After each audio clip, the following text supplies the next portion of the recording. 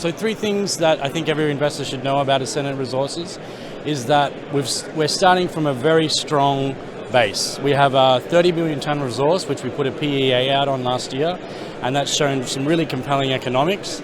$250 million NPV, IRR of 55% at really conservative base metal prices. So I think, the way I like to start conversations about Ascendant is with that. We've got an anchor deposit, that's our base. We're going to fast track through to production.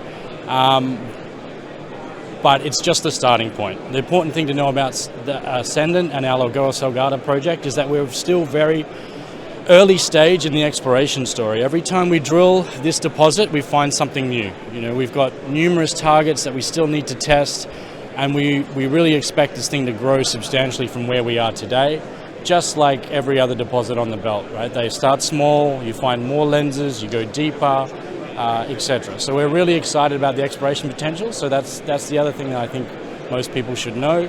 And then the third and final is the team, right? We have the right people in place in Portugal to get this thing permitted, to get it into production and built in a fast and efficient time frame. As I mentioned earlier, we're driving the story on two fronts. One is through getting our anchor deposit into production as soon as possible. So we'll have a feasibility study out first quarter 2023 on that project. But additionally, once we sort out financing and move forward on that basis, we're going to go back and follow up all of these exploration targets. So you should see some exciting drill programs being announced in the short term. Additionally, we're halfway through our infill program that will support that feasibility. And even though it's an infill program, we keep finding new things. We just announced today that we've discovered a new copper gold zone, a semi-massive sulfide zone on the south deposit that we never knew about. So that's something that's just come up through infill drilling. So lots of things to hear about from this project coming forward. I think for most junior companies, the most challenging part is, and has been especially over the last couple of years, has been the valuation gap.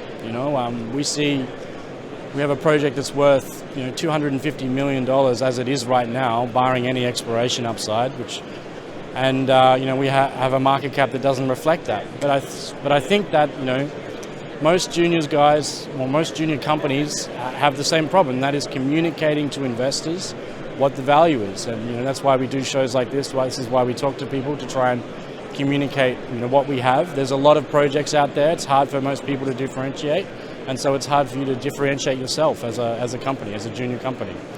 But I think at the end of the day, asset quality rings true. The quality of the people rings true, and if you keep plugging away as we do, eventually the valuation will come back up there. I think one of the most rewarding aspects is when we do uncover that value. When we take an asset like Lagoa Salgada that hasn't had a lot of exploration in the past. We've done, there was 10,000 meters of drilling when we acquired the project. We've done an extra 30, and we've unlocked significant value. So every time you kind of push a milestone forward, every time you discover a new ore body, every time you get a new assay result, it's exciting. You're learning something new, and you're creating value that didn't exist before. So I think that's the most exciting thing for me, anyway. The asset really drove us to Portugal. Our CEO Mark had some geologists that he was, quite close to, that kept talking about the Iberian Pyrite Belt. And with good reason. It's an extremely prolific area. Most people know a lot of the Spanish projects in the Iberian Pyrite Belt, but it actually kicks up to the northwest into Portugal. And there's some really exciting mines there already, like Neves Corvo, which is Lundin's asset, Ajustaral, which is a private Portuguese asset, both in production. Just across the border, Matsa was recently sold to Sandfire for around $2 billion. So a really long history and some really interesting projects on the belt. And it is quite prolific. It's been mined since pre-Roman days, right? So it's the fountain of the Copper Age, really.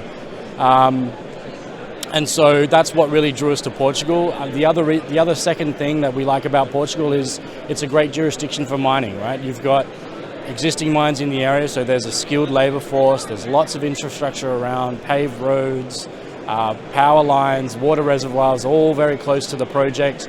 And we've had a lot of support from the government. We recently received project of national interest status from the Portuguese government, which is a huge win for the team. We think we're the first mining company to receive that status. So you've got a local community that's behind the project, you've got the federal government behind the project, you've got all the right people in place and all the right infrastructure, so it's a great place to do business. I think the exploration potential and the potential that we have to grow, I think is not so much not understood, but not understood as well as it should be. You know, as I said, we've 30 million tons right now. We see a pathway to this thing growing, multiples of that in the near future through the drill bit. So I think as a company, we're very excited about that, and we have some strong shareholders that are also very excited about that. But I think the general market is probably not picking up on what the real potential of this asset is. Well, I think, I would be foolish to make any strong predictions here, because one thing you know about working in the market like this, you're always wrong. But I would say my hope is that we've had very strong commodity prices for a period now, and we haven't seen that trickle into share price valuations yet. And I think part of the reason for that is that a lot of the risk-on money, a lot of the institutional money has been tied up in other risky assets like tech stocks. But now that that's pulling back and you're seeing a lot of redemptions from the funds in that respect, my hope is that now when people are looking for inflation hedges or assets that have real asset investments like the mining sector provides, my hope is that money will start to flow into the stocks, and you'll see the company valuations catch up with where commodity prices are.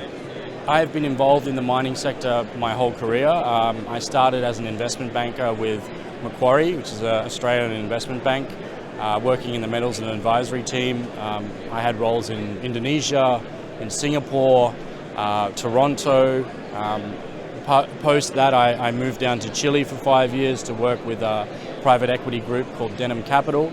And during my discussions with various groups, I met our current CEO, Mark Brennan, and we got to talking, and I was looking to move back to Toronto, and he was looking to someone help him kind of drive the value at Ascendant, and we connected that way. So I joined the company late last year, looking forward to working more with Ascendant and getting the story out there. We're led by Mark Brennan, who has a very strong history, or strong, track record in the metal space. He was CEO of Largo. He helped found that company, develop the Maracás asset. Has a history with Desert Sun and Jacobina, which was sold for $600 million to Yamana. So a history of success in the mining industry. He knows how to pick projects. He knows how to pick people, and I think the team reflects that. We've got a very strong technical team. We've got Clinton Schwemmer, who was working for Ausenco for a very long time. We have Sergio Gelchik, who's our head of exploration and geology, who was working at Hud Bay for a very long time. And most importantly, our president, João Barros, who's our man in Portugal. Very, very well known and respected person in the mining sector in Portugal. Has permitted several mines in Portugal, some in the north most recently, which can be tricky. And so if he can do that, I'm pretty sure he can do ours in very short order. So, very strong team, people that like to build mines, people that like to explore, and people that like this asset. So, looking forward to seeing what we can achieve together in the near term.